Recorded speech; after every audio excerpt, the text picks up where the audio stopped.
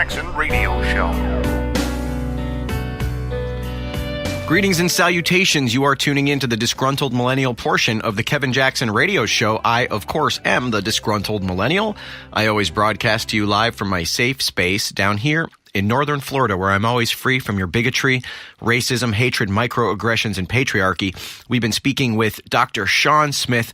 He has been talking to us a little bit about borderline personality disorder. We've been talking a little bit about some of the issues that many people have that plague our interpersonal relationships. Now, interpersonal relationships, like we've been discussing, are so important.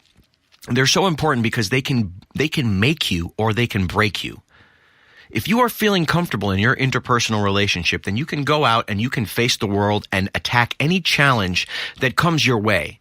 But if you are feeling tired and stressed and accosted and unfairly treated by a partner who basically expects everything and gives nothing, well, then that is the kind of thing that is going to turn a man into a puddle of mud, a puddle of dust. It's going to turn an otherwise productive man, an otherwise happy man, into a sad shell of himself. Now, we're here with Dr. Sean Smith. Again, we are going to be talking a little bit about anxiety and depression and how that can be the bane of many relationships. Let's hear it from the good doctor.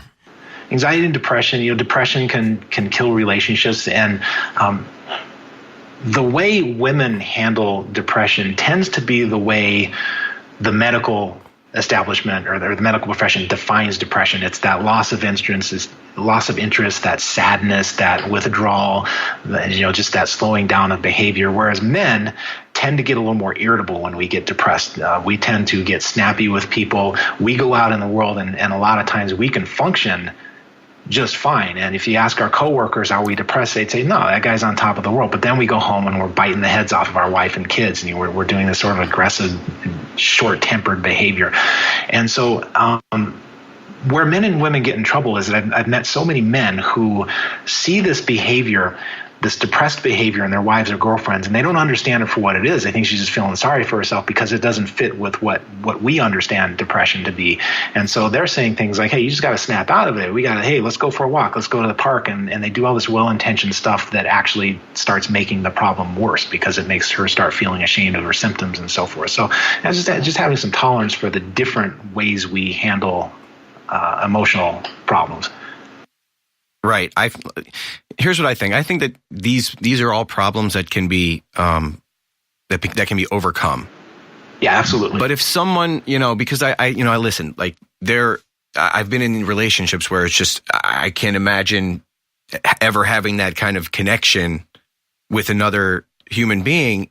But these issues, these like little emotional issues, just kept on getting in the way of there being some sort of long-term enduring happiness. And, like I said before, I tend to also think thematically. And when I see, say, the in-law gets super duper wasted and there's just little bits of mental issues going on here and there, I start to think of, what if we have kids? What if we get married and you're off with the kids? You get mad at me and then you block my phone because you're having a temper tantrum about something.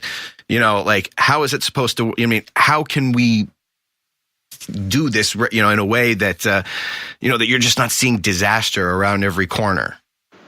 Yeah, it's one of the real red flags is when a pattern keeps repeating and you're trying to solve a problem and the problem isn't getting solved. And maybe it's because she's unwilling. Maybe it's because she's just a bad fit for you. But life's too short for these destructive problems to just happen over and over again.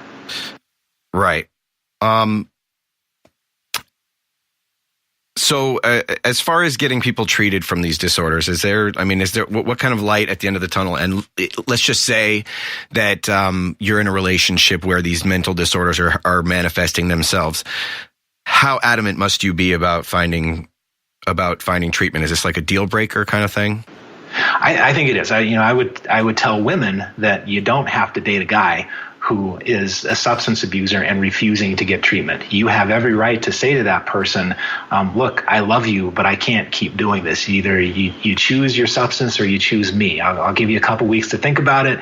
And if I don't hear back from you, I'll be really heartbroken and it'll mess me up, but I will know what your decision is and I will leave you to your substance. You have every right to say that. And I think you have every right to say that, well, let me back up. I said I would say that to women. I say the same thing with strenuously to men, because we are servers and we are protectors and we exist for other people. Basically, a lot of times we're a little bit resistant to that message, some of us.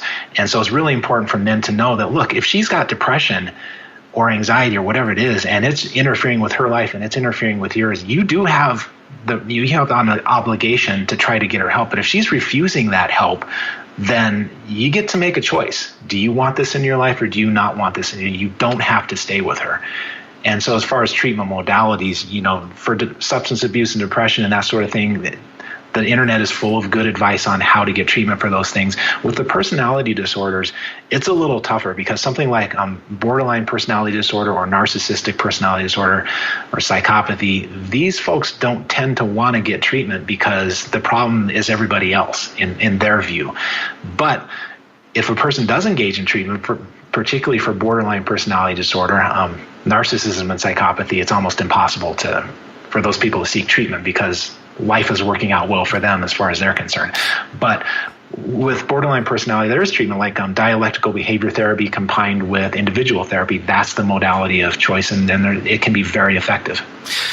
How would you approach a partner if you suspected that they might have one of these disorders, or if they self-admit, self-diagnose as one of these disorders, but they don't really want to get treatment? They sort of give platitudes and promises about getting treatment, but they actually never do. The promises never materialize. How would you go about having that conversation with someone so that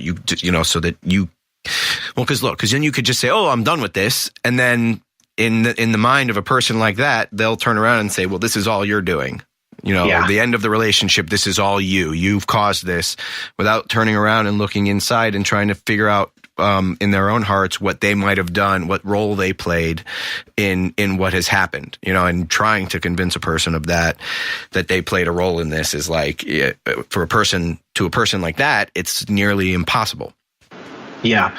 And I've met so many guys who find themselves in this situation where they wake up and they realize, oh my God, she's a classic borderline and the rest of my life is going to suck. And then they spend months and years agonizing over how to handle this because it's a horrible, terrible position to be in.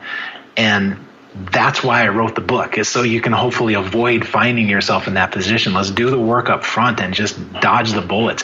But, eventually, it's easy to say and it's tough to do, but you get back to that ultimatum, which is, look, you got to get treatment or this isn't going to work. But that's a very difficult thing to get to, and it's a very difficult thing to actually enact, especially if there's kids involved and shared property and all of that. Yeah, I imagine the response would be, all right, I'll get treatment. You have to get treatment too. Yeah. And you say, for what? And then they say, well, I don't know, you have problems too. Yeah, there's a lot of that. That's the typical response when somebody first starts to realize that maybe they have a personality disorder and they have to change. That's a very tough thing to sit with. I've got two more questions for you. First, do you do Skype sessions, and how much do you charge for our listeners out there? I'm sure a lot of them are probably sitting here thinking, oh my God, I need to talk to this guy about my own issues, myself included. And so is that a thing, or do you normally keep it, mano a mano, like person to person, in person? Well, I like to work in person. I can do some Skype sessions if it's more of a coaching thing and it's not more of a clinical thing. And there's some legal distinctions there. But, the man is not real big on me working with people out across state lines. So I'm in Colorado. If somebody lives 10 feet over the Kansas border, I'm not supposed to talk to them. But if it's a coaching type of thing, or just giving information, that sort of thing, it's not impossible. It just needs to be kind of fit within some certain legal parameters. Of course. So I just wanted to thank you so much today for coming on the show. Where can we get your book? I bought it off of the iTunes, the bookstore. You can get it. I saw the audio book. There's a digital book, but where can we find your book? It's in all the usual places. It's at Barnes & Noble, Amazon, all those places. And if you get lost, you can find me at docsmith.co, and all of my information's up there. I really, really appreciate you coming on the show. Might have to call you up sometime in private so I can tell you about all my mommy and daddy issues. Okay.